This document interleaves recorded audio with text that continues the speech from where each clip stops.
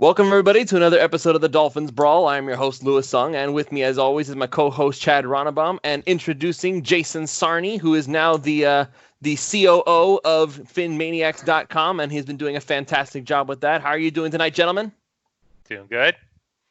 Ready to talk some All Dolphins? is well, Louis.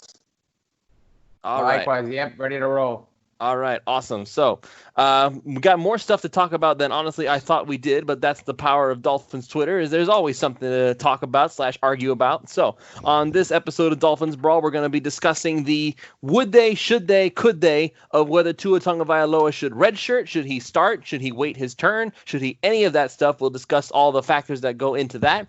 And then we'll also talk about the recent rumors regarding one quarterback named Josh Rosen. Will he get traded? What can the Dolphins get for him? Should he get traded? All that wonderful stuff. And if we have a little time, we'll talk about Devontae Parker and Michael Thomas getting into it on Instagram. So in any case, we got the Tua conversation should take up more than half the show all right itself, because this is Tua stuff. Tua is always going to be a big talking point. All right, so here's the down low on the whole Tua Tagovailoa situation. So recently, there have been some users on Twitter all over the place on every different side of the aisle, basically saying that, well, we feel that Tua Tagovailoa should redshirt 2020 because that he should be healing up, he should be learning the game, he should be waiting his turn for Ryan Fitzpatrick to move on, so that way he's fresh, he's healthy, and he's got as good of a roster as he can possibly get to start his career on. That personally is the side that I'm on, and I will elaborate later. There are others on another side of the aisle who are saying that the moment that the doctors say Tua is ready, he needs to be on that field and playing every single snap that he can get his hands on, which, again, either side, no matter which way you look at it, there are pros and cons to everything, and we'll get into that a little bit later. And also, there is the middle ground sort of thing that says Tua should not start right away, but as soon as it is deemed ready, he should be playing in 2020 from that point on. So we'll discuss all that stuff right now, and I'm actually going to go ahead and give it to our newcomer, Mr. Jason Sarney. My friend, what do you feel about the whole Tua situation? What do you think the Dolphins should do? What do you think the Dolphins will do? Okay, well, I love this talking point. It's definitely right up my alley, and I'll preface this entire thing. Well, by the way, thank you for the introduction. I'm thrilled to be here, so I appreciate you having me on. And I will say that if, for whatever reason, the Dolphins drafted another quarterback, I will still say it would have been a redshirt situation, ideally, because I'm going into the old school thought of, look at some other quarterbacks that have been kind of groomed or sat, not necessarily redshirted, but just kind of held the clipboard and learned. You look at Alex Smith, you look at Aaron Rodgers, you look at, those are just two examples. And then you obviously look at Patrick Mahomes, who came in that week 17 to kind of see what you got. But if we go to fast forward, week 17 is a January game in Buffalo. So I really don't think that's the best Patrick Mahomes situation to compare Tua to. So I really do think that it's going to stay the same mindset, is really let Ryan Fitzpatrick go. You have Josh Rosen as a backup, but Tua is kind of the backup, or is he redshirted, whatever. But I do think that the Dolphins are in a terrific position where they're building a team around Tua eventually. You can have an offensive line gel. Look what Ryan Fitzpatrick did last year to win 5 games and to lead the team in rushing with the 32nd best or worst, or whatever you want to call it, the worst offensive line in football. So if you put a good one, which is it improved now, you give Fitzpatrick that shot.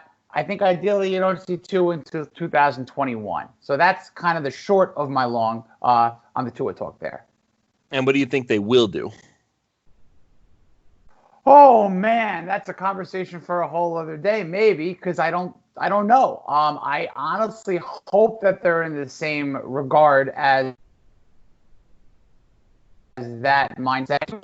They're not going to be forced by jersey sales, or they're not going to be forced by, oh, this game might be flexed to this or that, or any national television next year thought or hope. I don't think it matters. I think, especially with this year being so odd with the whole what's going on in the world, this year's kind of playing with house money. I do think, you're ahead of schedule. You have a lot of free agents that came in. You got a great rookie class, some additions like a Matt Breida. You don't need to rush it. There's no rush. So I hope the Dolphins are in that mindset.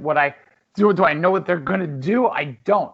I just think that they're building a long play, which means it's just no rush. And if you're seeing Tua week 15, 16, 17, I just don't know what the ultimate benefit is. What's the risk reward here? you see him in 3 games, he plays really well, or maybe he takes 3 or 4 more hits than he should have. I don't know. So what are they going to do? I really can't guarantee. I know. I can't jump into their mindset. I guess what you were thinking about. All right, Chad, and how about you, my friend? I think I'm in agreement with you guys. I don't see any reason to play Tua early with his health considerations. Now, granted, I don't think anybody's going to know how physically ready he is. He can get cleared by a doctor. That doesn't mean it necessarily means he should be out taking hits from 300-pound defensive tackles. So I think in terms of my own opinion is I would not play him at all in 2021. I would just let him heal. I would focus on Ryan Fitzpatrick and Josh Rosen this year and not play Tua in any games. And we had this discussion a little bit a few weeks ago. I was talking to Dante, and I was talking about realistically, because there's a misconception right now that Tua is this Pro Bowl quarterback, and he simply is not. He's never played a down of NFL football. And I don't have any reason to believe that Tua won't go through growing pains like any other rookie quarterback is going to go through growing pains. And so if you're a defensive coordinator, like, I don't see from a health standpoint playing Tua early makes sense. So if you're going to put him in later in the year, whether you're in it or not in it, you're going to be playing football teams that are trying to make the playoffs, right? And in the NFL, it's a win at all costs. And so if you're coordinating the defense and Miami decides to march Tua out there, I am going after him. And I am telling my players, you hit him every chance you can, hard, because Miami is scared. And Tua is going to be a little bit in his own head that I just don't, we're going to put him out there. We want to get him some experience. We don't want to get him hurt. And that as a defensive coordinator. And so your goal is to take advantage of that. And I would blitz him, and hit him every chance I could. And that's just the nature of the NFL. There's a concern of his injury there. So the first thing you do is you play really aggressive on the player with an injury concern, because that plays to your advantage because the Dolphins are going to be trying to protect him. And so you're playing defense in a way that makes it hard to be successful. And so kind of with what Jason's saying, I don't see what the benefit is to play him later in the year. I want to get him healthy, give him a full training camp that isn't a weird training camp with the COVID stuff, and let him learn the offense. And when he steps on the field in the preseason, regular season, he's ready to play. I know he's really talented, but you watch, you want to get a feel for Tua and how he plays. Just watch the first game he played in college, because he's probably going to be similar in the NFL. You go watch the national championship game where he comes in, and like the first or second play of that game, he literally lowers his head and trucks into a linebacker. I mean, that's the way he plays. And if I'm the Dolphins and I've invested all this high draft pick and everything in Tua as my quarterback of the future, I don't want him week 15 trying to truck in a linebacker in the NFL, his first couple plays in the NFL, and getting hurt. And so I would much rather have him comfortable. So that's the reasons I have. In terms of what the Dolphins are going to do, I don't care if Tua is 100% healthy. Brian Flores has made it pretty clear that the best quarterback is playing. And so I just don't suspect Tua is going to come in and learn this offense and be ready at the NFL speed to even beat out Josh Rosen, let alone Ryan Fitzpatrick. And so I don't think Tua would play a whole lot in 2021 if he was completely healthy, because Brian Flores simply isn't going to put a quarterback in that's not as good. And he proved that last year. There is zero upside to playing Ryan Fitzpatrick. We weren't going to the playoffs last year.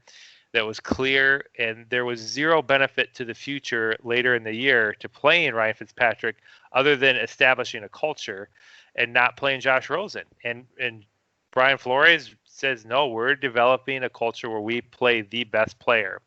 And so, I know he's an old, wily veteran, but Tua isn't going to just walk in the building and start. He's got to beat Ryan Fitzpatrick out first anyway. So that's just the other variable. And that's the way the Dolphins, I think, are going to look at it, is if Tua's healthy and he's playing really well in practice, he's outperformed the other two quarterbacks, then they'll address the situation of whether or not they want to risk his health at that point. If that makes sense.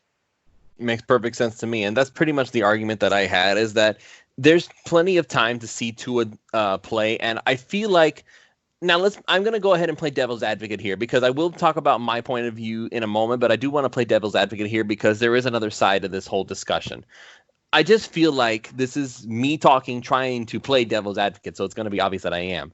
But I feel like most of the hurry, if you will, to get Tua onto the field stems from the hype that, again, the cult of Tua has created regarding this guy.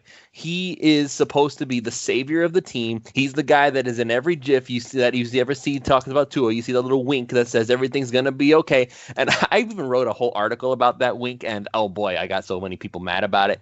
But it's the mentality that it creates that I was talking about, is that anything besides Tua is a failure. Now he's on the Dolphins, and that mentality has not only not gone away, it has increased. If Fitzpatrick plays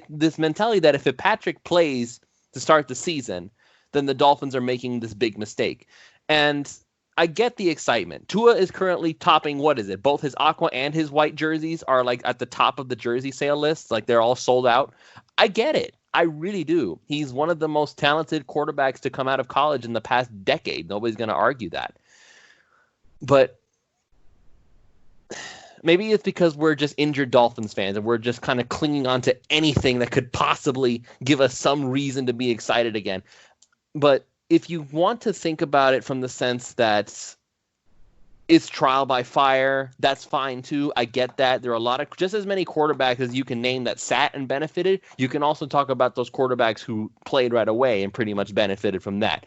Big Ben Roethlisberger, he was sitting for only like 1 week before Tommy Maddox ended up getting that elbow injury, and that was the end of him.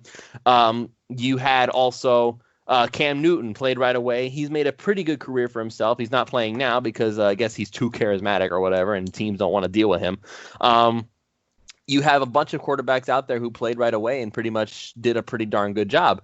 So that side of the argument, I can understand. The Chad that you brought it up just a minute ago is that Flores says the best quarterback will play. Well, if Tua is the best quarterback and it's obvious that he is, well then, yeah, the mentality of the Dolphins and Flores, if he wants to keep his word, is that, yeah, he's going to play. So from that regard, I also see it. But yeah, and there is a point to that. But I just can't help but get away from the whole idea of, maybe you can call it being conservative. Maybe that word is like a very bad word in today's society, conservative, because it implies that you don't want things to change. I would say that there's something to be said about trying to be wise with your money. You're either going to like bet it all, so to speak, or you're going to take what you've won and invest it into something else so that you can make more later instead of getting it all right now. If you play Tua in 2020, let's say he starts week 1. If you play Tua in 2020, you are putting him on an offensive line that has left tackle Austin Jackson, very talented but painfully raw left tackle prospect. Eric Flowers, who may or may not be a one-hit wonder left guard from the Redskins. Ted Karras, who technically, if I'm not mistaken, he wasn't starting the year for the Patriots at center. He came in and did a good job, but he was a backup. Yes. And then right guard is either going to be Solomon Kinley, Robert Hunt, if it's what Chad would prefer at this point, or Jesse Davis, which is, if it's Davis, then you kind of know what you're expecting. It's not great. And if it's Kinley or Hunt, then it's, again, kind of incredibly talented but painfully raw prospect. And at right tackle, you either have Hunt, again, which is even more raw at right tackle, but again, very talented, or Jesse Davis again. So that offensive line, protecting my quarterback for the next 10, 15 years, if all goes well, that does not fill me with the warm fuzzies. And I don't understand how people can just be so okay with the idea of putting Tua out there knowing that that's what the risk is. If it's from the coaching mentality of the philosophy, making sure that the best man wins no matter what, I get that. But this is where the separation of what the Dolphins should do and what the Dolphins will do might come in. My prediction of what the Dolphins will do is that if Tua is the best quarterback, Tua is going to play. If what the Dolphins should do is, I believe, sit him down, tell him, listen, kid, you're very good, and we know that, but You see how Fitzpatrick is getting clobbered out there? We don't want that to be you, boy. So just wait for these guys to learn how to play football in the NFL. Wait for Austin Jackson to hopefully reach his ceiling, which apparently some people have said Laramie Tunsil. Go figure. Let's wait and see if we're going to have to need another left guard next year because Eric Flowers is not as good as we were hoping he would be. Let's wait and see what happens with Ted Karras because Lord knows what Ted Karras is going to do away from New England and Dante Scarnecchia. That man is a voodoo master. He takes people who were literally sitting off the bench and off the ground and doing nothing and turned them into superstar offensive linemen. Every year it happens. Scarnecchia is a master at what he does, the best in football, no question. And as for right guard and right tackle, well, that's up in the air. We don't even know who that's going to be yet. It could be Hunt. It could be Davis. We don't know which is which. And maybe you can throw Kinley in there, or maybe Shaq Calhoun still hangs around. Who knows? And here's a weird little dark horse for you. Durval Quiras Neto, who ended up transitioning over to guard. All the Brazilian Dolphins fans out there kept asking me, how's Durval Quiras Neto doing?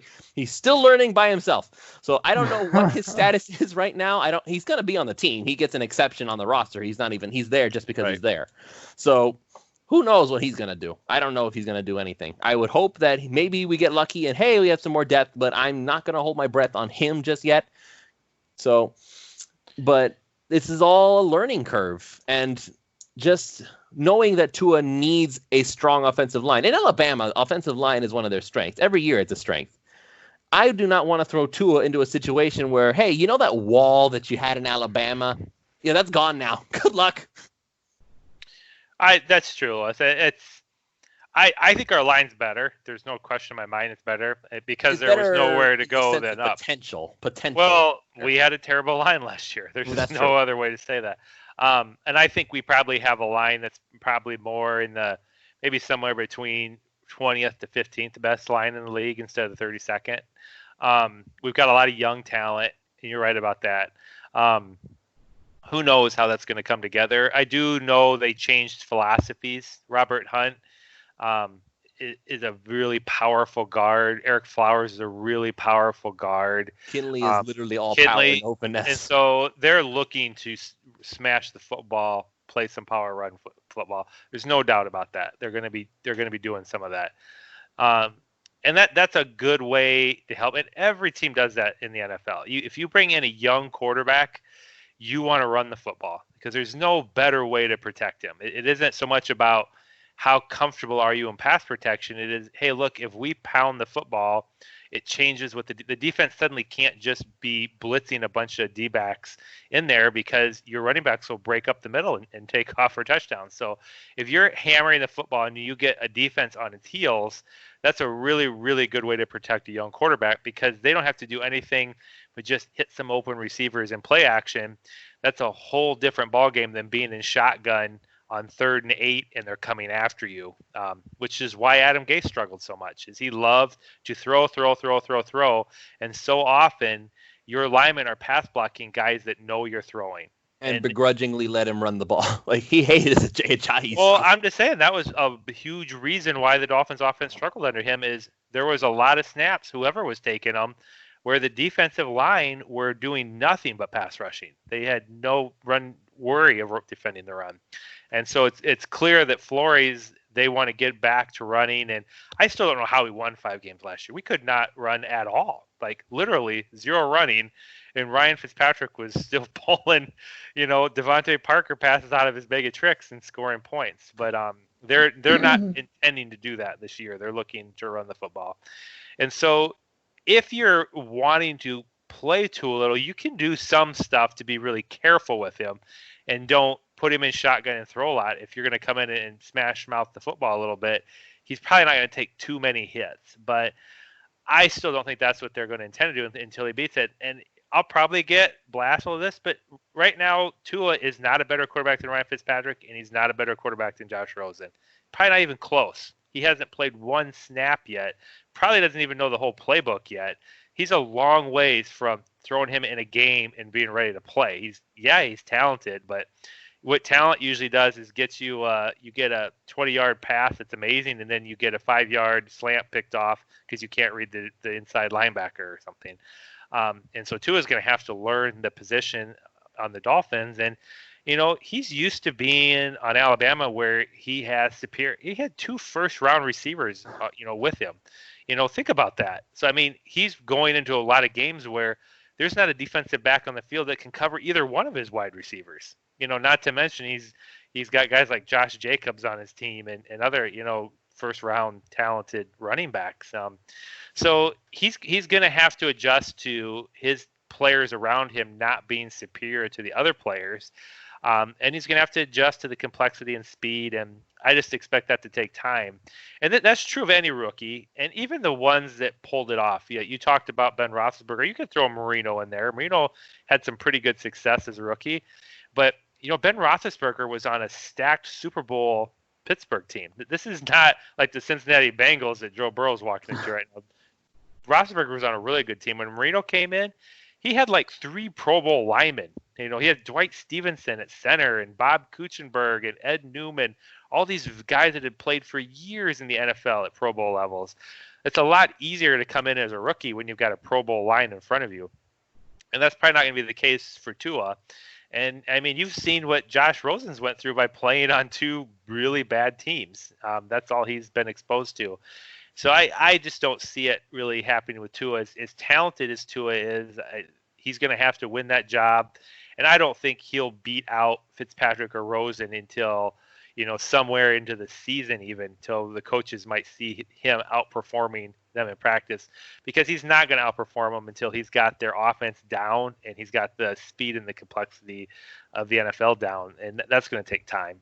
I mean, that's the reality. And I know these people have this perception that Tua is already a Pro Bowl quarterback, but he's really not. He's going to have to go through the learning curve just like all the other rookies, whether it be a Peyton Manning or whoever. There's a learning curve. There always is.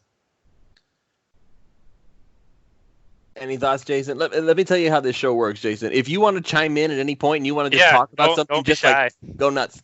Yeah, I'm waiting. I'm waiting for the green light, but I appreciate okay. Green light is always green. Light just for the green light.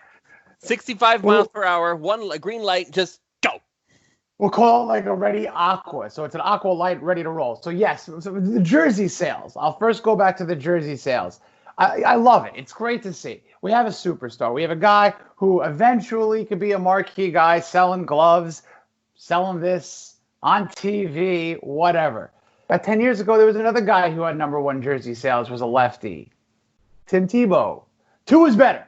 Tua's 50,000 times better. But I don't care about jersey sales, About 10, 15 years ago, no one really cared about Twitter. 30 years ago, no one cared. So what the Dolphins are not looking at is what we think that they're going to do, And if they were looking on Twitter, they would have tanked. They would have gone with that narrative. If they were looking on Twitter, they would have traded up to 3 to get Tua. Or they would have traded this or that or the other thing. No one got it right.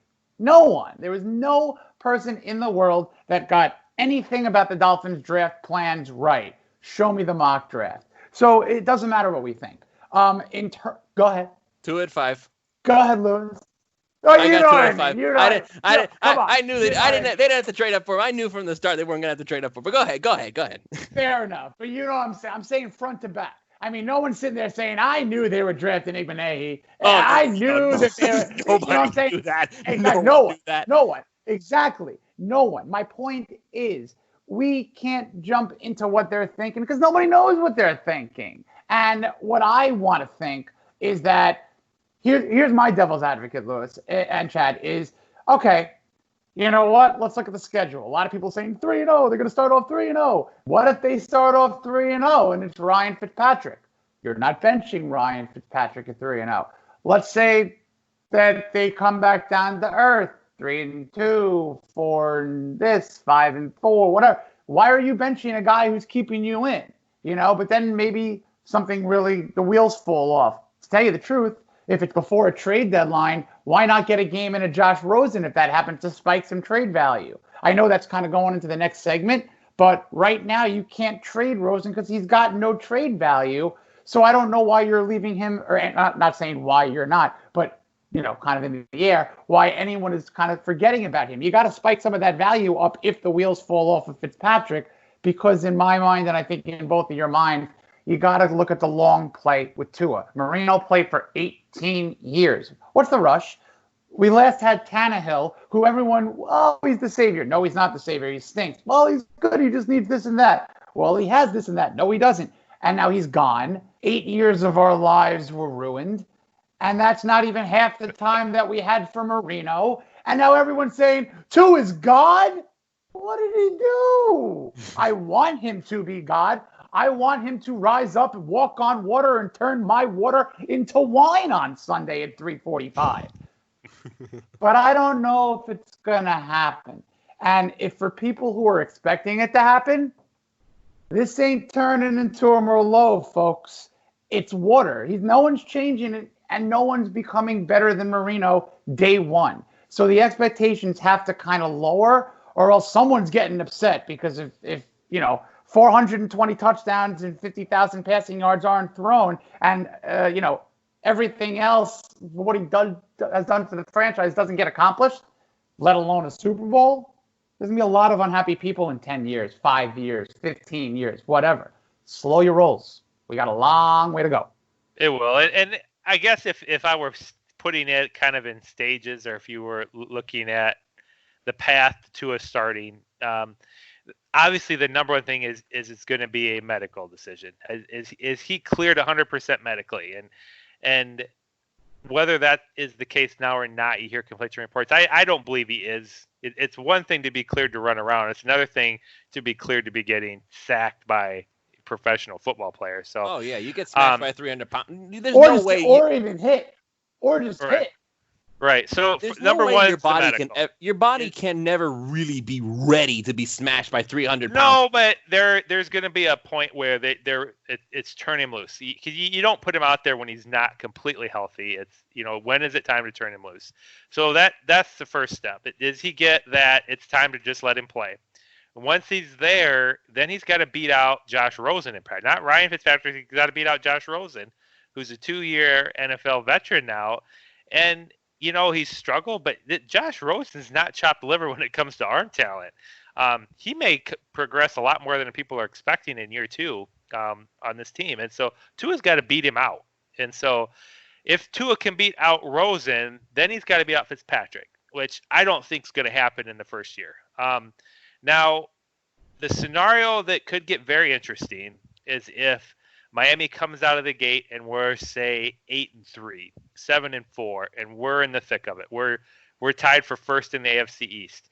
And Ryan Fitzpatrick, he's 38 years old. He gets hurt. So Fitzpatrick's out. We're in the thick of the playoff race. Rosen comes in and struggles. He throws a couple picks. We lose a big game. And Tua is lighting it up in practice. Now you're in a tough decision as a coach because you're like, I've got a superstar here. He's really talented. We're in the thick of it. Do we put him in and try to win right now? Because you guys are asking, what do I think the Dolphins are going to do? I can tell you what Brian Flores is going to do. I saw that last year when he was playing with the deck stacked against him and guys off the street, and he's in the ref's face blowing up because of the call. Brian Flores is here to win and win any game he can, any way he can. So if it's Tua's the best guy, he's going to be wanting to win. That's what I know right now. And so that's where it's going to come in. I don't think Tua's going to play because his jersey sells better. I don't think he's going to play because he was the 5th overall pick. He's going to play if Brian Flores feels like he's the guy that gives him the best chance to win a football game. And that's simply how it's going to play out in my mind. And I think from a time frame, you're talking middle of the season. I don't think he's starting opening day no matter what from a medical standpoint. Not a chance. Can't happen. And just to really just piggyback off of what Chad said, middle of the season. I mean, look, if Fitzpatrick rattles off 8-3, 7-3, he's already a hero. I mean, he literally already is a Dolphin legend. That's Fitzmagic. That's Fitzmagic already. No, exactly. I mean, he's already tippy-toeing on that lore. I mean, he's there. I mean, look, we love Chad Pennington. We love Ryan Fitzpatrick. Let's face it already. But if, God forbid, that kind of situation happens where he gets hurt, but this team is a contender and they're like 5th in the AFC conference, with a chance, and Rosen struggles, you might be right where, Flores might have to just look and kid, Let's go. And then, there's a 7.5 magnitude earthquake in South Florida if it's a home game, which is fine. And that's fine. And that's even more impressive because they're going to be watching from home.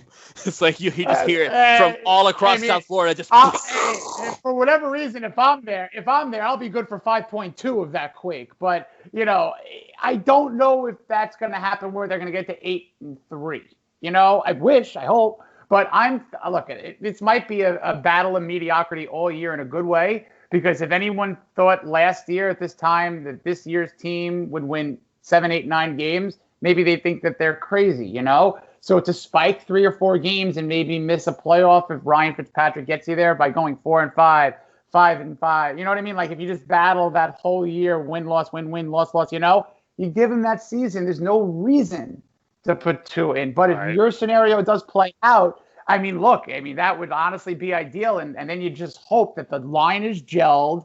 You hope that those slants are going 5 yards and the receivers are getting that yak, which our receivers could do.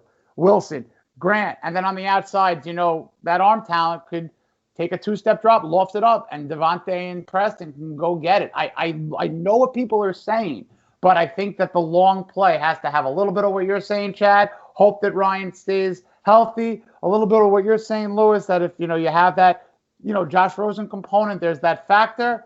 But I think ideally we're all hoping for the best case scenario is Ryan Fitzpatrick is the only 30-plus-year-old on this team, leads the offense, motivates the defense, helps the runners keep the defense off the field, helps the line, help everything. And then when the time comes, and every one of us will really know in our hearts, and the coaches will know when the time is ready. And that's when the franchise will really start under Tua's watch. All right, so now here's something that I want to think about, because this is something that I feel like has to be factored in. Do any of you remember there was this one drawing from named Dave Rapocchio? I think he's Draw Play Dave on Twitter. He always had this one thing. It was called the Fitzpatrick cycle. It's literally just a circle that shows Ryan Fitzpatrick, the bearded wonder in the middle, and it's quarterback gets hurt. He comes in and plays great as a backup. He gets a big contract, starts, sucks, goes to be a backup, does great, and the cycle just continues. Fitzpatrick came in last year. He didn't do so well at first. He was the starter. Then he became Rosen's backup for a few weeks. And then he got himself really good when he came back in. So now here's the question. Does Fitzpatrick start off finally breaking his long cycle? Or are we going to see sucky Fitzpatrick before we see good Fitzpatrick again? Does he have to get benched first? You just have to understand what he is. I mean, I'm older, obviously, but I remember Don Strock. You guys know the name at least, right? I know the name. Yeah, I got in trouble the other day for saying Don Strock instead of David. I shaved a couple of gray hairs, Chad, today, so don't worry. I'm a little bit closer to you than Lewis in age, my friend. That's who Ryan Fitzpatrick is to me. Ryan Fitzpatrick is Don Strock. So if you look up the history, Don Strock was good friends with Marino, and he helped Marino a ton his rookie year. And Don Strock I don't even know if he was average. But he was an old veteran. He could read defenses. He could make some plays. But that's Ryan Fitzpatrick isn't going to come in, and he's not going to lead the NFL in passing yards and touchdowns. He never did for a little while. Well, yeah, but I'm just saying that's not what he's going to do. Ryan Fitzpatrick doesn't have crazy arm talent. He's not Cam Newton running the football around. He's aggressive. He's going to throw some interceptions. That's what you're getting with Ryan Fitzpatrick. But he understands defenses extremely well. He knows where the football is supposed to go, and you're going to learn a ton. It excites me is Tua sitting beside Ryan Fitzpatrick in a film room, and Ryan Fitzpatrick legitimately, which is an important thing here, legitimately doing everything he can to help Tua get ready to play in the NFL. Like Don Strock was Marino. Don Strock knew, I am not going to be quarterbacking this team long term. My job is to help Dan Marino, who has this rocket arm and all this ability, help him get ready to play. And that's not an easy thing to get in the NFL. And we were talking about this last week, Luke. We were talking about Jordan Love, that I don't think Aaron Rodgers is necessarily going to go out of his way. No, he's pissed off. He's pissed off. No. Different cat there. And so we've got a nice setup right now where Ryan Fitzpatrick's going to help him every way he can. And that's the beauty of Ryan Fitzpatrick is because Ryan Fitzpatrick only has average talent, probably at best, for an NFL quarterback, he succeeds with that. And that's what's cool about Ryan Fitzpatrick is he shows up with a beard and this shit grin on his face with defenders looking at him, and he beats the Patriots the last week of the season because he has his little bag of tricks and he's been in the league a long time and he can make stuff happen. And so that kind of stuff, passing that on is what I'm excited about. So, it would be crazy if we were 8-3, but keep in mind, this is not the team from last year. This is a lot better team. And I'll continue to say this. Get ready for this defense. It's going to be good. It's going to be very good. And this defense is going to help us be able to stay in close games. And we've now got 2 legitimately good running backs behind, even though they're young, an offensive line that can move people around. So this will be a team that's going to pound the football, play good defense, and that's a good setup for Ryan Fitzpatrick. He'll be able to work with a little more play action now. And it's a really good environment to have young quarterbacks like Rosen and Tua learning in that versus, I hate to keep ripping on Gase, but, Gase would run. No, you could rip on Gase. Yeah, rip on Gase all you want, Chad. All you want. Yeah. He's a Jet now. There's even So that was a terrible environment for young quarterbacks. What Adam Gase does is he expects you to win your matchups despite the defense having a pretty good idea of what's coming. And I think this will be a good setup, but I like Ryan Fitzpatrick. He's a fun guy, and I like Don Strock. He was a cool cat, but he's knows his job is to get to a game ready as soon as possible. That's his job. Well, let me add on to that. So keep this in mind. Fitzpatrick has no qualms with being a tutor. He even said so. Right. But he also said in the same breath that, make no mistake, I'm coming for that starting job. I ain't sitting down for nobody. His job is to make Tua beat him out. He's not his job.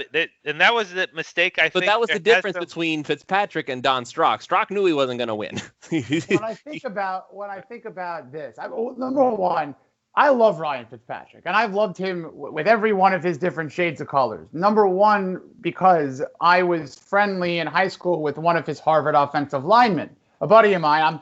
I was born in 1981. Ryan Fitzpatrick was born in 1982. He shared a couple of seasons with a buddy of mine who actually played for the Patriots, whatever. We'll get into that another time. Yeah. But Fitzpatrick has always kind of followed me in terms of my location. I went to school in Buffalo. He became a Bill later on. I'm from New York. He was a Jet. Now, lo and behold, he's in Miami, and he lives about 45 minutes on a diagonal from my parents in Florida. So there's always a Ryan Fitzpatrick aspect to my life, and I root for the guy. And I think that he's like the Morpheus, to Tua's Neo. It's like he's going to give him a hard time. He's going to knock him on his butt in practice in terms of teaching him things, but it's his job to teach him to be the one. But it's almost like they're going to be battling in those, you know what I mean, those simulations or whatever you want to call it, because he's not going to make it an easy go. He might even rough Tua up mentally, with those quotes. He knows what he's doing. He's a smart guy. He's obviously going to put bulletin board material onto his lunch table and breakfast table. Oh, you mean to tell me he's going to be my tutor, but he's not going to just give me the job? Oh, I really should maybe go out and start shaking my hips and working with other people more, But again, I love Tua. I love Fitzpatrick. I do think that it's all a timeline. And I'm going to throw out some other names, guys, and then I'll defer back to you guys, of course. But here are some quarterbacks that took a team to a Super Bowl that had no business taking a team to a Super Bowl because they had components to Chad, what you described, and Lewis, what you described in running components, Lewis, defensive components, Chad. We have a Trent Dilfer. We have a Rich Gannon. We have a Brad Johnson. They're all veterans who had no business taking quarterbacks in the rookie year of their career. I'm not going to let that go. Flacco had arm talent. Flacco had a no. Flacco You're right. Close his eyes and pray, and it Flacco legitimately had a cannon, Lewis. Like his arm. Yes, he closed his eyes, he prayed, and it landed in the eyes of the guy. I said this on a couple of different shows or on my pods or whatever. I lose track. I'm having identity crises all year here. But Jake Taylor from Major League, that movie, the baseball movie. Yeah, that's I like it. Ryan Fitzpatrick. I see Ryan Fitzpatrick last year when they had maybe 1 win or 2 wins. You know, they had plans to get rid of all of us for better personnel. And this year, yeah, let's do it. Yeah. And everyone got up and rallied behind him. Everyone in that locker room may want him to have 1 more year in the sun. I do. And then, you know what? Give me 15 years of Tua. I'm a happy man. I like it. I like that. I like a guy with Bull Durham too. Like, just call him me until he's arrived, right? Yeah, I agree with that. That's going to be kind of the mentality of it. Ryan Fitzpatrick's going to do everything he can do to help him, other than give up the job until he legitimately wins it. Three picks might do it week 13, you know, but 9 wins could say a lot. 7 wins then could say a lot, but no one's rooting for Fitzpatrick more than me, potentially. But I love the guy, and I hope that there's 1 more run for him, truly, before Here's one nice thing the Dolphins have going tragedy hits. Is their defensive backfield right now. So you can bring Tua into practice, and I'm Brian Flores, and I'm going to say, all right, I am going to give you a Brian Flores defense right now. We're going to be throwing that amoeba crap at you. We're going to be moving all over the place. And I'm going to have Xavier Howard, Byron Jones lurking around, Bobby McCain. Okay, Tua, if you think you're ready, let's see you try to light these guys up. And we're going to be blitzing you. Yep. You can get a pretty good feel with that talent level. You can throw at them in practice to see, you know, how are you doing against these guys? Because you're going to be playing against one of the better defensive backfields in practice now. And that's the NFL. Jason's right on there. They're going to want to pick Tua. Because think of Tua as like, oh, yeah. Tua is so good. Like, they're going to be salivating. I want to be the first guy to pick Tua off. You know what? I hadn't thought of that. I hadn't thought of that. That the cult of Tua would actually harm him in that way. It's like, oh my God, will these guys shut up about Tua? Oh, that's what you want. You want him taking that in practice. So when he does get in a game, because it's going to be that much higher in a game because of his celebrity status, if you will, as a player, those guys want to take that from him. You know, they're going to be out there to try to be the guy that, you know, that handled Tua, you know. And so, you know, think of a guy like Richard Sherman. He would love to pick off Tua and be talking smack on his way to the sideline. He'll keep the ball. The practice ball. He would keep that ball, literally. Exactly. So that's, you know, I think something that Dolphins have going for them is at least that defense that I was talking about is going to be really talented, and so they can really turn it up on him in practice. So there's even less reason to let him play. All right. So, so yeah, pretty much. So we've made our conclusions. You go ahead, Jason. No, I was just gonna say it's practice makes perfect. But the thing is, it's like John Wooden used to say this: practice doesn't make perfect. Perfect practice makes perfect. And that's what I think that Flores is gonna try to do. Because why are you gonna let Tua just drop back and throw a perfect flank? Hey, he threw a practice touchdown. No, let the other rookie intercept him. Let, you know, the sophomore, Nick Needham, who might be working harder to say, you know what, we brought in Byron Jones, we drafted another guy, but hi, I'm still here. I want to pick this kid off. I want to get to him like I would sack him, but I'll just tap him on the head because he's wearing a penny, you know? But there's going to be a lot of competition in this camp, and I can't wait for it. And the number one competition, as it should be, is the quarterback room. And I think it stems from Fitz's quote. And it's great. I'm all for it. Alrighty. So speaking of quarterbacks, we do have one more guy, the forgotten man, so to speak. He was forgotten in Arizona last year. He's been forgotten now in Miami. Poor guy, for real. He can't catch a break. So apparently there are reports coming out. It came out of NFL Network. That's where it stems from, is that the Dolphins are receiving calls from teams regarding Josh Rosen. And, of course, there's the usual snark from Twitter saying, oh, what, to laugh at them? That was not a Dolphins Twitter. That's just a guy who he's a good evaluator. I like him. But he's saying, oh, they're calling to laugh about the fact that Rosen? No. But so here's the question. From number one, should they trade Rosen at all? And two, if they do, could they possibly get for him? Because if teams plural are supposedly calling for Rosen, that must mean there must be some kind of bidding ongoing for him. So what do you think the Dolphins could get for Rosen, and should they trade him in the first place? I'll start with you this time, Chad. Well, to start, I think absolutely they're getting calls because the reason is Josh Rosen's ridiculously cheap. The Cardinals paid his signing bonus, And the Dolphins, they did give up the pick, but the Cardinals are already paid the majority of his contract out. So it's literally like $1 to $2 million a year is all Josh Rosen costs for the next 2 years, and you still have an option on him the third year if you do want him. And so if you're a team, in particular a team that maybe didn't get a younger quarterback in the draft, and you don't have a quarterback of the future right now, yeah, I'm calling the Dolphins up because now that Tua's on that team, I'd give up a mid-round to late-round pick for Josh Rosen because he's, 23, 24? He's still a young buck, yeah. He's young. He's got a lot of arm talent, and he doesn't hurt my cap at all, hardly. And so, yeah, bring him in, be my backup. Maybe we'll be the right scenario for him, and he suddenly becomes your franchise quarterback. He has that talent level. So I think they're getting calls. I don't think they're getting calls saying, we'll give you our first-round pick. If you called up here right now and said, we'll give you our 2021 first, we'd see Josh Rosen on his airplane to wherever that city was. I would drive him. I would just drive him if we get a first-round pick. But so my opinion, though, Lewis, to answer your question, is I would not trade him. For one, is I don't believe Tua's healthy, and so I can't believe Tua is the number 2 quarterback yet, health-wise.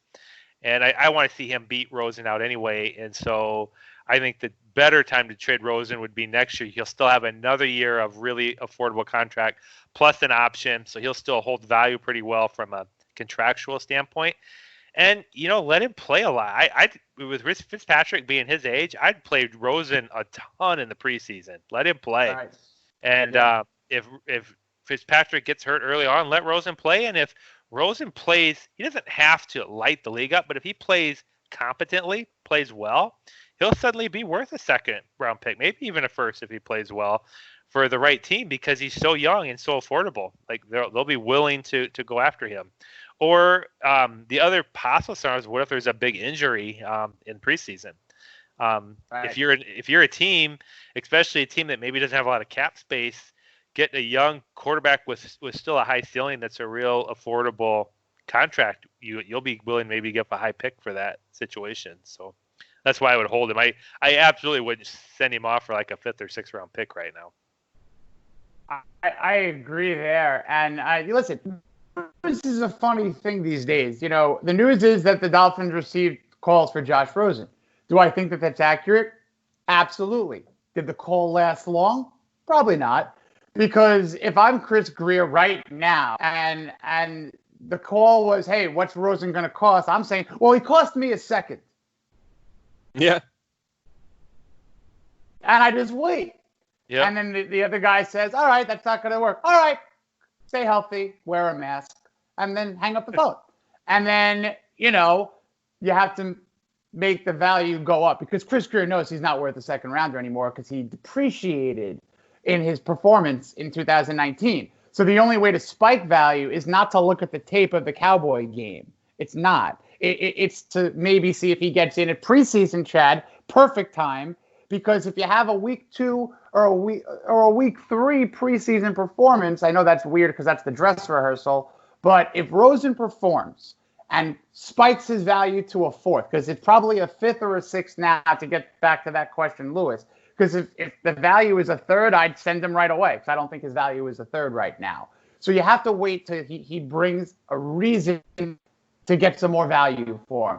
He goes 6 of 9 for 97 yards and a touchdown, but had 2 third-down conversions and looked great. Trade him the next day. If the value's there. Right. If a quarterback had a non-contact injury in a run-through. We're familiar with those non-contact injuries. They happen. And if that happens, hey, listen, if it happens, that's when you trade Rosen for the backup, role. One last thing on this topic for me, then I'll switch it on over. Money. You guys mentioned the money that the quarterback room total is for the Dolphins. I saw a stat where all the quarterback salaries were listed all the way through backups. Like there was 45, 50 quarterbacks listed. Tua's contract, Patrick's contract, and Rosen's contract combined do not get to the top 12 of quarterbacks. And it's a room that is worth overall 16 in the NFL. You got to keep that until you see exactly what's going on with some record or with some content on the field instead of here talking with tape from 2019. Yeah, and the way I would reproach that too with Rosen is, if you put all the quarterbacks and ranked all of them. So yeah, you could say Josh Rosen's not in the top 32 in the league, which Agreed. I could argue he may be in the 30. He may be the 31st best quarterback in the NFL right now. But so what But if that's he? assuming that's okay. So let me jump on that real quick. So can you name a guy that you can think of that Rosen would be better that he's not currently starting? Because the top 32 means those are the 32 starting quarterbacks. Chad Henne. Well, Chad Henne's not starting. Neither is Josh Rosen. But you said the top 32. I'm just saying he may be even up to the 30s, but I think he's probably in the 40s somewhere for sure. Even if Jameis Winston would be a good example. Like, is Jameis Winston not as good as Rosen, or is Rosen better than, you know what I mean? Because right. they're both not starters.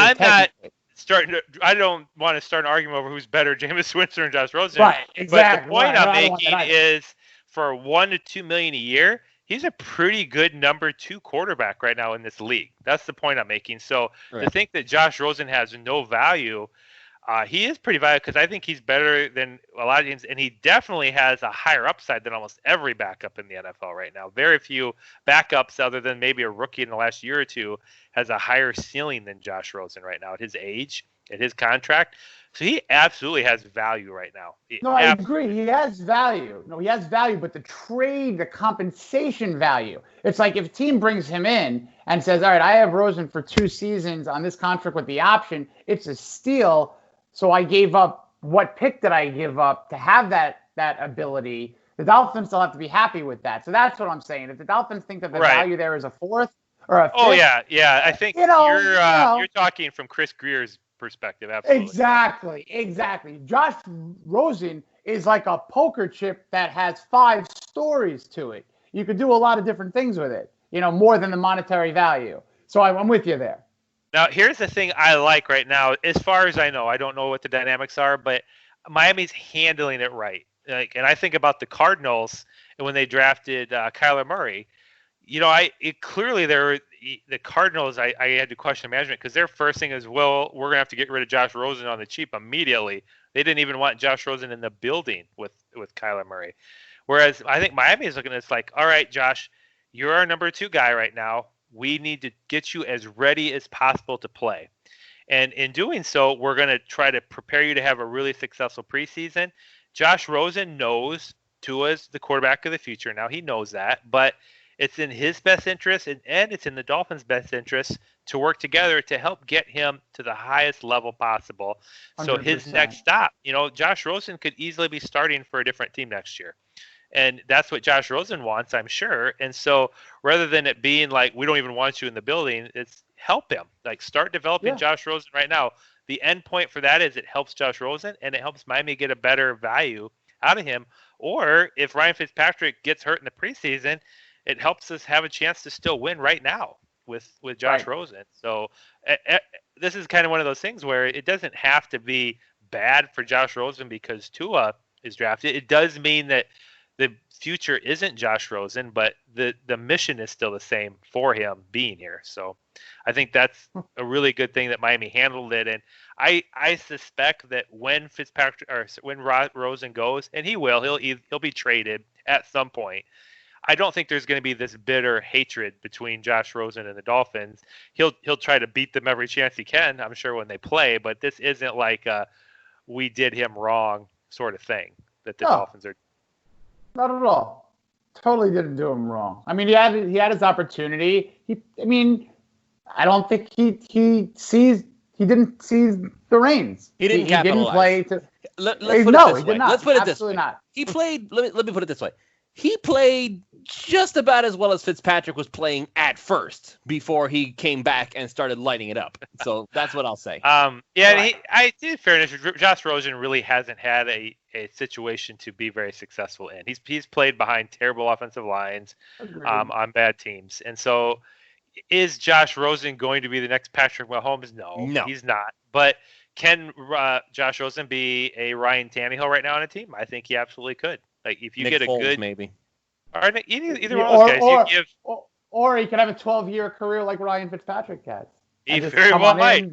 He might play, jump around. He could float around. Rosen go out west to a couple of teams. Blah blah blah. I could see him as a Raider in a couple of years. I could see him. Who knows? Yeah, you don't know. It wouldn't shock me at all though if he still goes on to have some success somewhere. He's like I said, he's not a bad quarterback prospect in my mind at all. He just Tua, you said it right. Tua is one of these once in a decade type talents coming out right now, and that's the exciting thing. And Josh Rosen, there's usually a Josh Rosen talent every year in the draft, a guy that's had success in college, has a decent arm, but you just don't know how he's going to translate to the NFL. Right. If I'm the Dolphins, then I'm not going to trade Rosen at all. It's the only way I would trade Rosen is if I get equal value for what we gave up for him, or if some team decides to go nuts and trade a first rounder. Which, by the way, this is I know you laugh, but let's put it this way: we have laughed when other teams send first round picks for the ever injured Sam Bradford. We laughed when people traded a first rounder for Nick Foles. We didn't somebody get traded? I can't remember who it was. Somebody got traded for a first round pick, and we were thinking, really? That guy? Seriously? My new right now, which I might get heat from Texans fans, but there's always a Bill O'Brien right now, so you never know what somebody will do in a trade. But he's in between the speed dial between fire and police. Yeah, call up Bill O'Brien, see if he'll do it. Bill O'Brien, see if he'll do a trade. Poison control is 4, but O'Brien's 2. I would just say that Greer has been very impressive, and so he seems to have a pretty good knack for knowing when to trade people, because we've had shows over the last year, Lewis, where I did the bet with Ron Caniff over whether we get a draft pick for Ryan Tannehill, and I said we absolutely are going to get a draft pick. And that was handled very well by Chris Greer to make sure we got. Is that the first one that you said that he had to become Robert Lovecock? That was the second one. That was the second one. Okay. But that's how that came about. I always wondered why. Oh, no, that was the first one. You're right. The second one was that the Dolphins would not have to trade up to get Tua. That they'd get him at 5. So you beat him both times. No, there Chad keeps beating Ron. Every time they put a bet, Chad. Yeah, the first one was we would get compensation for Ryan Tannehill. The next one was we wouldn't trade up for Tua.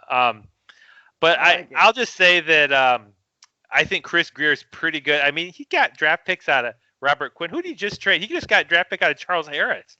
And Charles Harris hasn't done anything his whole career. I was more shocked they couldn't trade Taco than they didn't get Charles Harris. Well, I'm just saying, Chris Greer has a pretty good feel for when's the best time to get the best value out of a player that's not fitting in our system.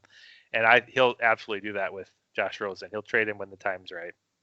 And he knows when to walk away, which is even more impressive. And he said bye to Todd Gurley. He said bye to other trade situations that the compensation was too heavy. And he said bye to Melvin Gordon. So we got the right guy holding the cards and showing the compensation value of what is going and going out. So he's doing great. So let me ask you this. So let's do this. Let's take it, because I know Chad's point is extremely valid. Somebody saying that, oh well, a starter gets hurt, they have to get somebody in there. All right, so let's throw this out there. Let's take injuries out of the equation. Teams apparently want Rosen already. Who do you picture that being? Who could use Rosen right now at this point? I think if you were trying to speculate over who would be interested, I would look for a team that doesn't have much for a backup right now. That's what I'm looking for. I'd have to look up the list because it's hard to keep track of. I was just using Chad Henne as an example from my Dolphins. I just never liked how robotic Chad Henne's movements were. Isn't he on the Chiefs right now? I believe he is. That's the funniest thing is that Matt Moore is the backup and Chad Henne's below him now. Oh, isn't Chad Henne though the backup now? I could be wrong. Matt Moore still is the backup. Matt Moore's there. Yep. Matt Moore, yep. So, but wouldn't think it would be the Chiefs because Mahomes is so young, and they're probably fine with a quarterback that knows their system that's a veteran right now. But I'll have to look around. Who's Tom Brady's backup, for example? In Tampa? I just wrote Tampa. I wrote 3 teams down. Tampa was the 3rd.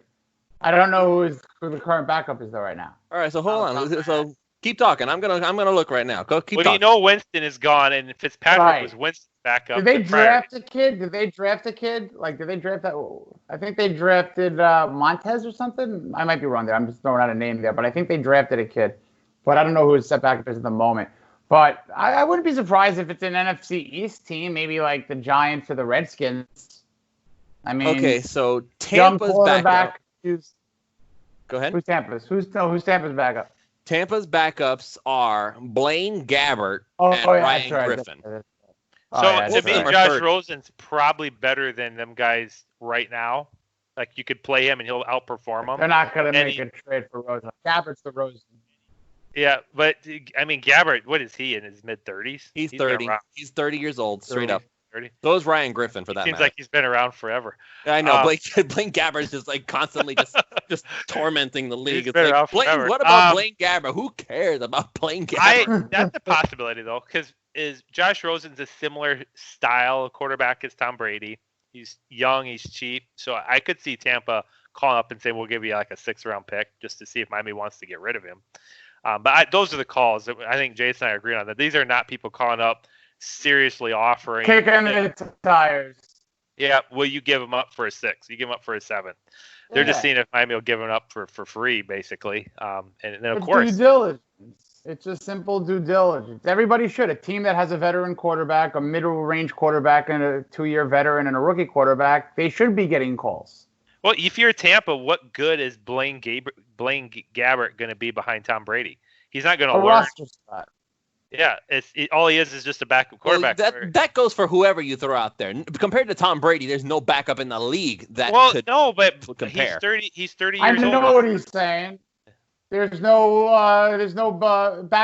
plan. There's no continuity plan.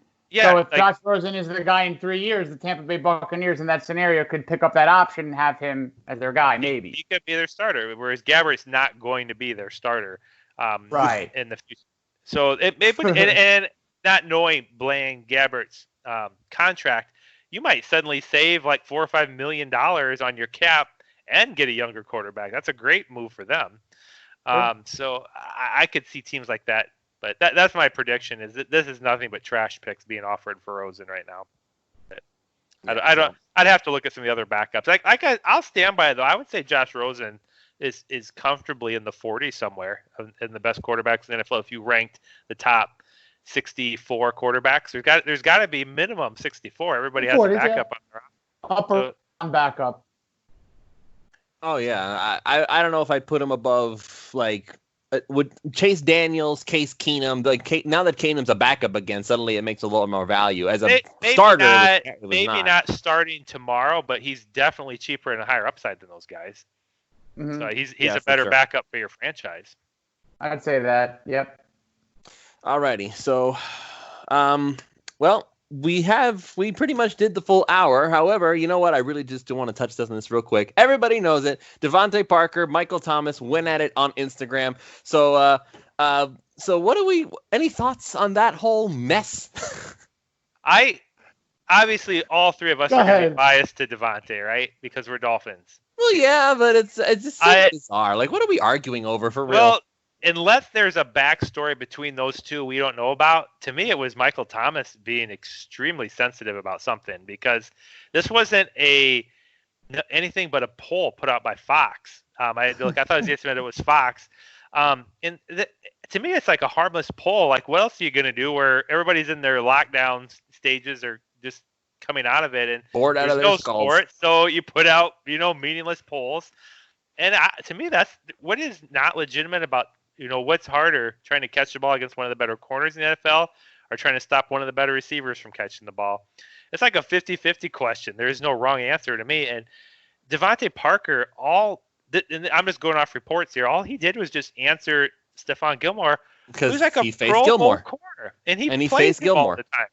So to me, it's like Devontae Parker absolutely has the right to make that comment because he plays against him all the time.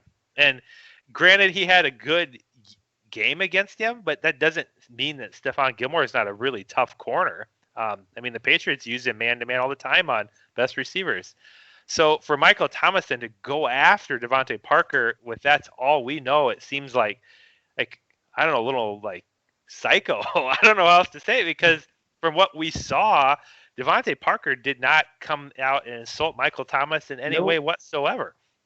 But Michael Thomas immediately was very personally insulting Devontae Parker. And so Like that's why I saw that. Like, you trash. You're not even top 40. Like, dude, what's your problem? What the hell? Right. It's like, ease up, man. I mean, I agree. I think it was ridiculous. I think all Twitter beefs or fights or whatever are ridiculous. And especially if it's the guy who is maybe on the higher tier of the league, a reception record breaker. Be the bigger guy. Put the phone down. Binge watch Ozark. Do something else. and just move on. Yeah. Boo No, I Michael couldn't Thomas. agree more. Who's And your keeper in a non-PPR league, and I put him on the block. I'm upset with Michael Thomas. I don't know. I thought Devontae kind of handled it pretty well, actually. He just kind of told him, like, get out of here, quit crying, because I'm looking at, like, you aren't really bragging about your stats when you've got, a Hall of Fame. Drew Brees is probably top 10 all time. Wherever you guys rank him, but you're talking about one of the best quarterbacks ever. And he gets a ton of targets. A ton. So that's his quarterback. Jarvis so Landry, inflated numbers. Jarvis Landry got the ball every 5 minutes, so he of course his numbers. If I shoot 95 3-pointers and make 37, and you shoot 40 and make 22, it makes no sense for me to argue it. You know what I mean? It's like, it's a percentage. It's not a mathematical gathering of all these catches to prove your worth. There's many more things to it. So I think Thomas went a little bit off the event here. Yeah, but again, we're all Dolphins. But I haven't heard too much about it today. That was mostly yesterday. But yeah, I think Devontae's kind of moved on from it. Hopefully, yeah, he has. I don't think Michael has, but Devontae has. We got to get Michael something to do. Yeah, he needs to go we don't go play play Smash Brothers. We don't play the Saints. I don't. Oh, how did you do? Did you actually play against them? I played a few matches, yeah. I mean, I did okay. The fact that it was a 4-on-4 matches and I had to deal with other people in the way, I couldn't really go 1-on-1 with him, so it was mixed. Lewis, don't make excuses. Okay. Listen, my Sonic is rusty. I haven't played Smash in like 4 months. So, anyway, that's my little nerd moment right there. So, I played Madden once in a blue moon, and that's all I could. I haven't touched Madden ever since the 18 one. I don't know if I want to invest in it again, honestly, because I'm waiting for it. It's happening, folks. Madden is EA is going to lose that patent. 2K is coming back. I want to see what they do. I was a Dreamcast guy. I don't know, Lewis, if you were born when Okay, I'm just making sure. Dreamcast, yes. NFL 2K. Love Dreamcast. First thing I did every time I played franchise mode, first thing I did was I would actually sign Steve Young, and then I would trade him for a first-round pick because that's the computer did that. And then I would sign Dan Marino, who in that game was a free agent because I guess that was like the end of his career already. 2000, that was my freshman year. Yeah, it was like my freshman or sophomore year in college. Yep. So Marino was a free agent. Sign him back because he belonged on the Dolphins. And then, look, I don't know why, but Barry Sanders is a free agent. I guess because he retired that year too. So let me just, I'll just pick him. It was so much fun though. Like playing with all those superstar guys. And I can't wait for NFL 2K to come back, and I really think they will, because I think at some point the NFL is going to realize, EA is not really doing that much of a good job anymore. So I don't know. EA just got a deal done with Google where they're going to be in the Stadia. They're cloud-based gaming, so I'm sure EA is going to. Yeah, Stadia is doing what exactly? Well, that's I think their big move is to get EA in on their. Oh, okay. list. Yeah, great. Hey. Let me tell you something about the gamer community, guys. This is just a little off-topic nonsense that's kind of based around sports. Nobody in the gaming community has even the slightest hint of respect for EA as a company. None. Wow. Zero. Oh no, that I could tell you. They don't like. How about they that? don't like EA. And I think I know we're on a side topic here, but one of the reasons is EA likes to charge for their extra content. So, if you buy a game, you get your game, and then 6 months later, a year later, they add more to it. Oh, yeah, no, DLC is normal. DLC is normal, but EA, a lot of what EA does is like random stuff. It's like, here, pay this to the chance to maybe get something. And the game quality is going down. And this is a little off topic. To me, the NFL's made some bad deals that I'm hoping they right, because the football one is one with EA. Could they do better with other software company. 2K, yes. The other big one right now, which is becoming very prevalent, is the DirecTV. And Yep. I'll be open. I really, really do not like DirecTV. I think they're a really poorly run company, poor customer service, and they try. They're like a minute behind. They're way behind the They're actual live delayed, but they force people to try to get cable packages and force people to buy equipment to get to watch NFL games. And to me, it's been an enormous mistake by the NFL. And this isn't anything new. You want to look at another big mistake. DirecTV is owned by AT&T. That's their parent company. Mm-hmm. And if I could jump you back in time in the past here, there was a point in time where Apple had the iPhone, and that was it. You know, they were way beyond BlackBerry, and Apple dominated the market with the iPhone. And they made a deal with AT&T to only let AT&T have the iPhone. And so AT&T was trying to control that smartphone market and make anybody that wanted to have a cell phone or a smartphone have to go to AT&T as their wireless provider. So what does Verizon and companies like that do? They make a deal with Google to create Android. So if Apple does not do that deal with AT&T, there may not even be Android, or Android is so far behind them because they want to put iPhones in everybody's hand. The NFL, to me, has made a big mistake because they're charging it's I don't know what it is this year, but it's like a $700-800 type package, maybe even $5 or $6, but that's a lot of money. And then you're getting all the games, whereas the majority of fans just want to watch their team. You know, you want to watch. If they have to travel, they still want to be able to watch. Yeah. Right. And so DirecTV has made that really expensive and really difficult because you can't watch the Dolphins game unless you have our cable package, you have our equipment, and you got to watch. You have all these games. The NFL, they should be wanting anybody possible watching the games because it just generates more and more fans. And so you should do a la carte, an a la carte, maybe just do it by divisional games. Who knows? Yeah, I mean, I'm thinking make it as easy as possible. If anybody wants to watch the Dolphins game, make sure they get to watch the Dolphins game because we're going to make money off the advertising, and then people are going to become fans. They're going to buy more merchandise. That's the business model I would chase.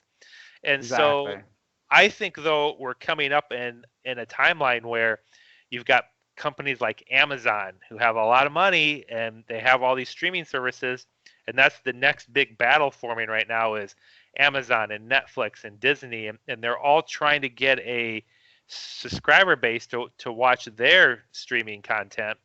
And one of the few battles I think Disney won't win.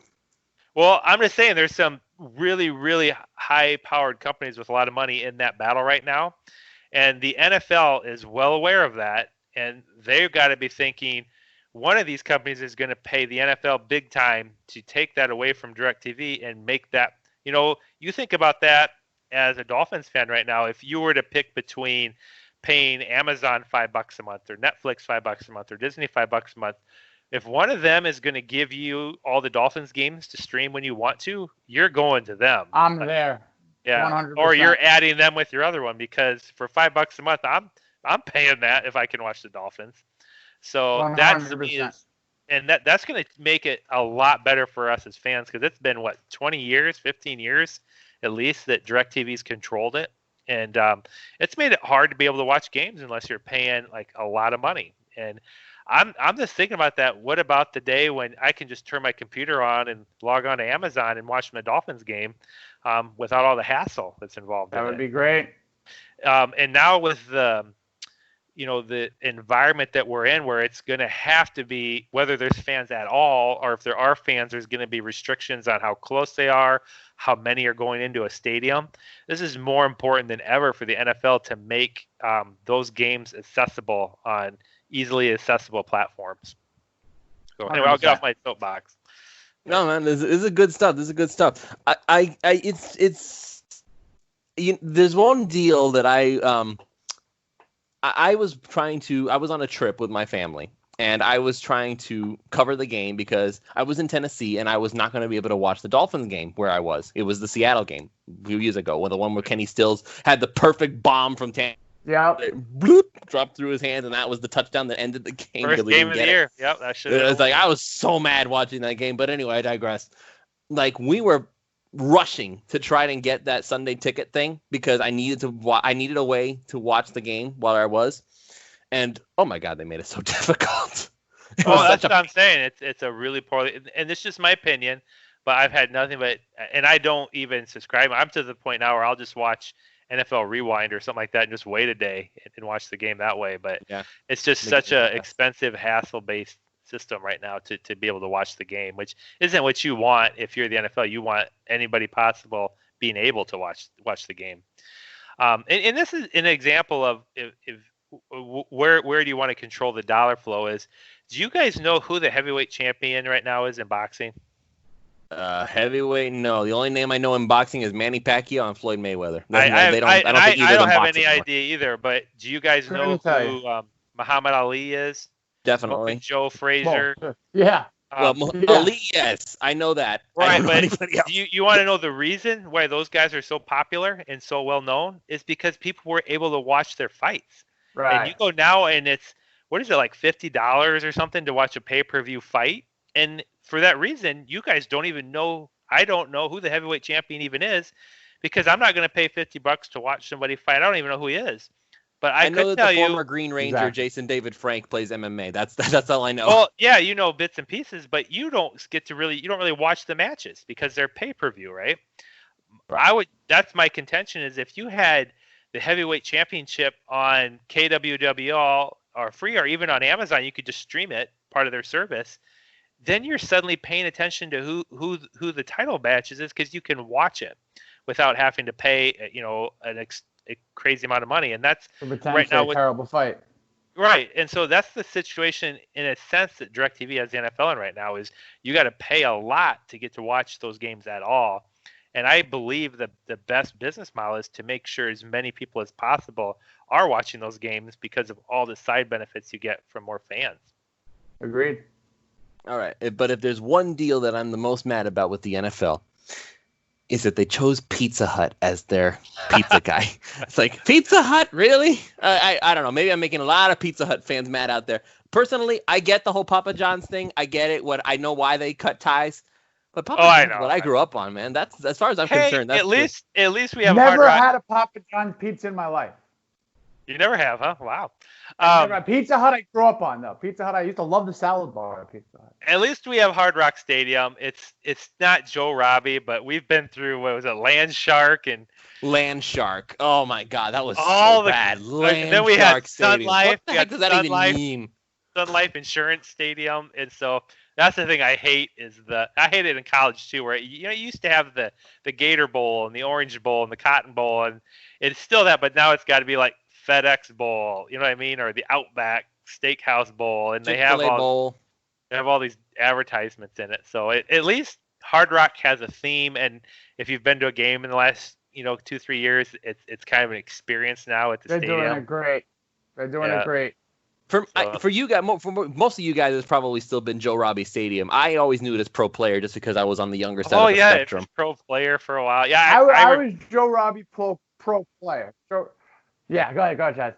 No, that's fine. But most people, a lot of old timers like me, still call it Joe Robbie as the stadium. But it is what it is. All right. So yeah, we kind of went off on a tangent, but you know what? That's what this show's all about. Just having fun talking football, and sometimes talking some things slightly related to football, only just barely enough to call it a football. So anyway, are there any closing thoughts from either of you gentlemen? No, I think with the changes, there's more and more restrictions are starting to become a little less. And so I think my hope right now is we might get to see maybe in a couple months, maybe a mini camp or a rookie camp or something like that. Because I think all of us would like to see. Yeah, that makes me sad. I don't think I'm going to get to watch training camp this year. Well, I know that there'll be restrictions, but it'd be nice just to see somebody doing some football rather than having Twitter battles for a change and get some teams together. Agreed. And it will. The draft was great because it was things that made new things happen, new players on teams and action, And so hopefully we'll get back to that. And the team's moving in the right direction. Hopefully we can see all that on the field very soon. With any luck at all. All right, gentlemen, thank you so much for joining me. It has been a pleasure. So for myself and all of you out there, so go ahead and thank you for joining us. So for myself, Chad Ronnebaum, and Jason Sarney of PhinManiacs.com, go and follow him at OrangeAquaman.com. Chad, go Fins4SB, and of course myself. I'm not going to plug myself, so it's in my name. You can find me there. So, so thank you all so much for joining us, and I hope you have a great night. Thanks, guys.